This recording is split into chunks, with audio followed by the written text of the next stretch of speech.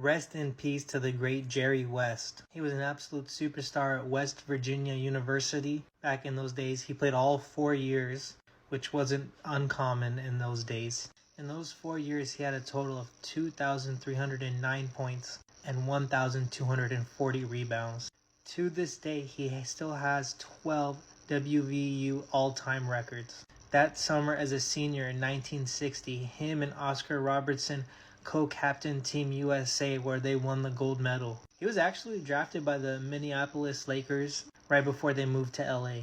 He was with a legendary player in Elgin Baylor, but what's crazy, in his second year, Elgin Baylor only played 48 games because he was selected to the Army. It's crazy. In his second year, Jerry West averaged 30.8 points, 7.9 rebounds per game, and 5.4 assists in his second year. The only player to ever win a finals MVP and be on the losing team. The great Jerry West made the finals 9 times. He won once against the Knicks, and he did lose 6 times to Boston. His impact isn't just being a player, because he was one of the greatest executives of all time. He only won Executive of the Year twice, which is a huge mistake. He should have won way more than 2 times. He was the GM from 79 to 2000 for the Los Angeles Lakers. He helped build that 80s Lakers, Showtime Lakers that won 5 championships. So then the 1990s, Magic retires and they're in a slump. So what does this guy do? He convinces Shaquille O'Neal to sign to the Los Angeles Lakers, and he tells Shaq that this rookie that's not even projected in the top 5 as picks is going to be the next big superstar. He's telling him and this kid Kobe Bryant are going to win tons of championships. Shaq probably thought he was crazy, and what happens? They three-peat.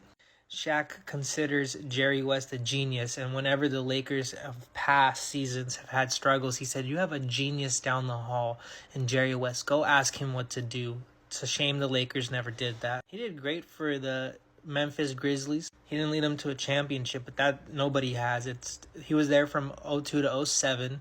Hubie Brown was Coach of the Year in 2004 under Jerry West, and he got the most out of players like Gasol and Jason Williams. Then he joined the Golden State Warriors, my favorite team being from the Bay Area, and he helped change the fortunes of that franchise, a team that had only seen the playoffs once since the 90s.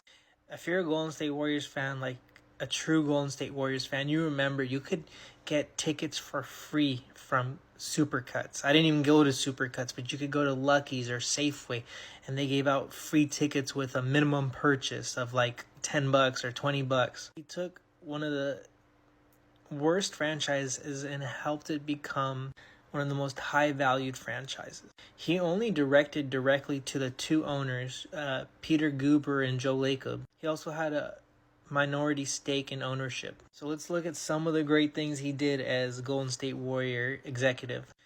He told them to draft Klay Thompson and Draymond Green. Then, when they wanted to trade Klay Thompson for Kevin Love, he got really mad at the both owners, and he told them, "If you trade him, I will quit. I will quit, and I'm out the door." He said that Steph Curry needs a running mate, and that perfect running mate for him is Klay Thompson. Don't give up in the vision. This was before they won anything. And then they hire Steve Kerr and they win a championship. Let's look at some other players. He told them when they were going to go hire Steve Kerr, go get Sean Livingston. Sean Livingston was a huge plus for that team. Nobody really talks about him, but his mid-range game, his facilitating abilities, he was a reason that they won a finals game in 2016. He was a great player and a very underrated part of that franchise.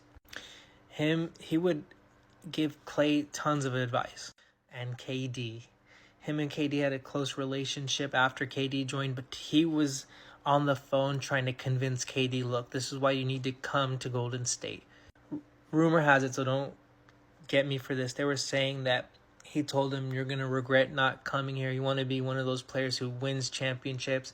And he talked about his personal experience about losing 8 championships and how he regrets it at the end of the day. Doc Rivers put everything he had into getting Jerry West to come to the Clippers. So Jerry West said it was one of the saddest days of his life leaving the Golden State Warriors, but he wanted a new challenge. So 2017, while the Warriors were winning, by the way, he joined the Los Angeles Clippers, a team that was in shambles, a team that's never won.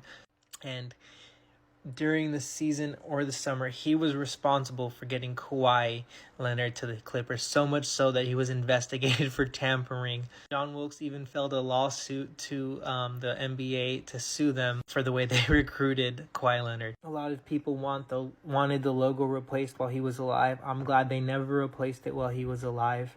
He got to go as the logo himself. If I was a GM, if I was the owner of the NBA, aka Adam Silver, or in charge of running operations rather, I would never change the logo. That has to be under someone else's leadership, because I would not feel comfortable changing the logo. I just have the utmost respect for Jerry West. If you look at his whole Los Angeles Lakers career, that's the only team he was with, he averaged a total of 27 points per game.